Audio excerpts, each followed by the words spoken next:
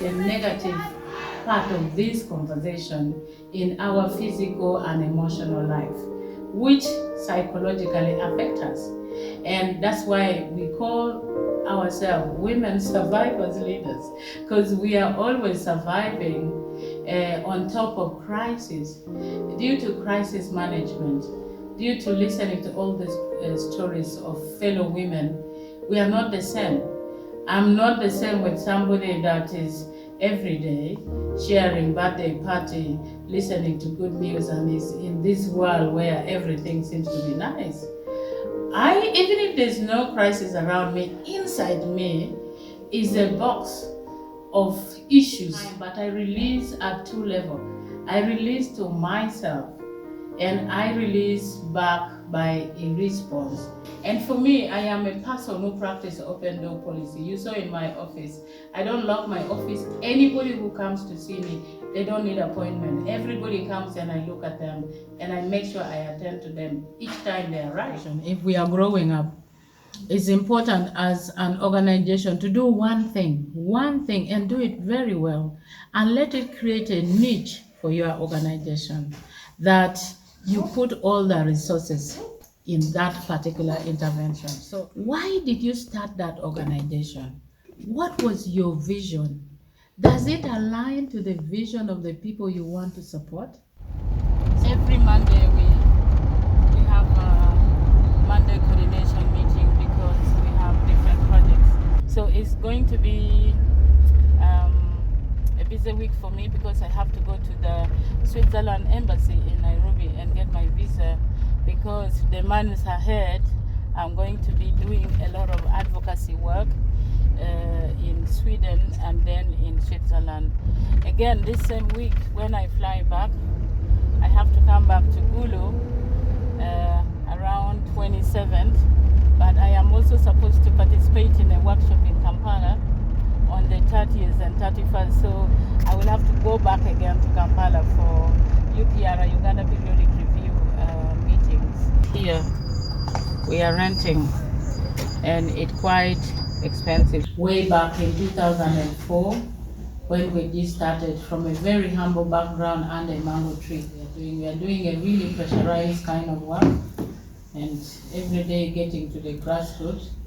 We even have survivors at our gate. You know, if I remember in Pete, we even had survivors sleep in the office because of lack of space for their own protection. We have a library so that it acts as a buffer space between this area and also the guest rooms. That is the learning center, and that is the guest wing. Yes. And we started mobilizing women. We started campaigning, moving on the street, and also trying to participate in peace building processes at the grassroots. So that's how GWED-G started, and the mango tree, with a group of women who started to advocate for women's rights, women's voices, women representation, a different platform, beginning with the peace building platform, where a lot of women went to Juba Peace Talk and to negotiate with the LRA war fighters. So that means that our role into peace mediation as grassroots women groups were essential. They say the gun is already silent, but for us it's not yet over until when the war in the mind, especially the physical rehabilitation program for war victims and psychosocial redress, emotional redress. A lot of war victims are still going through trauma and stigma from the community, and they present with this kind of discrimination. And just hear from Pamela and learn more about the North and the work that GWED-G does. Yeah.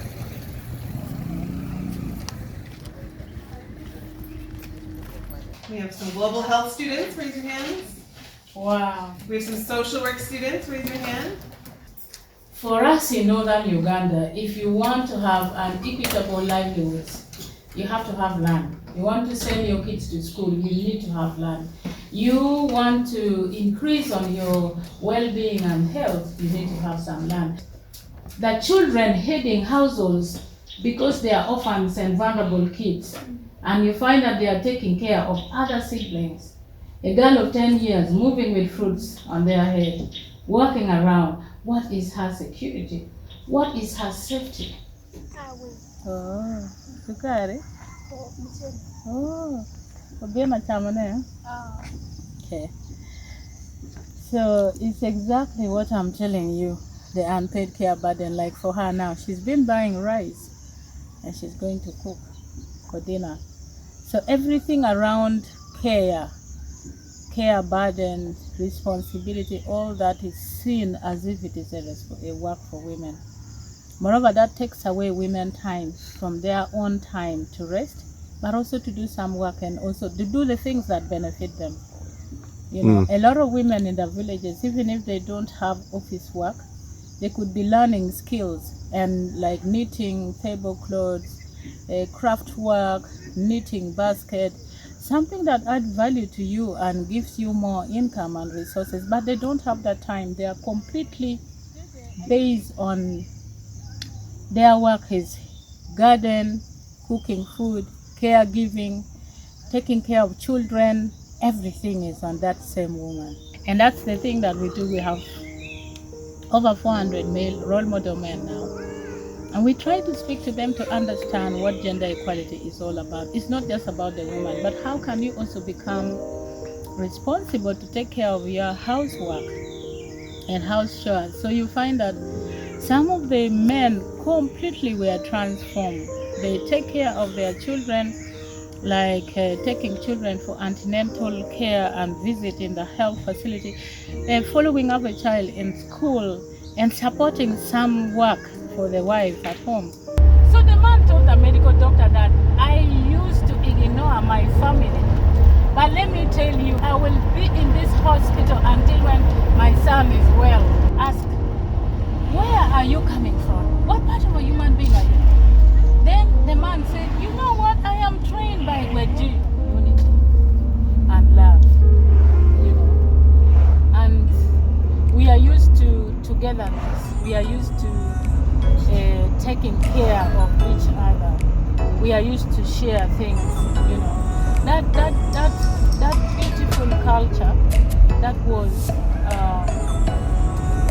sacrificed during war. We need to do something to bring it back.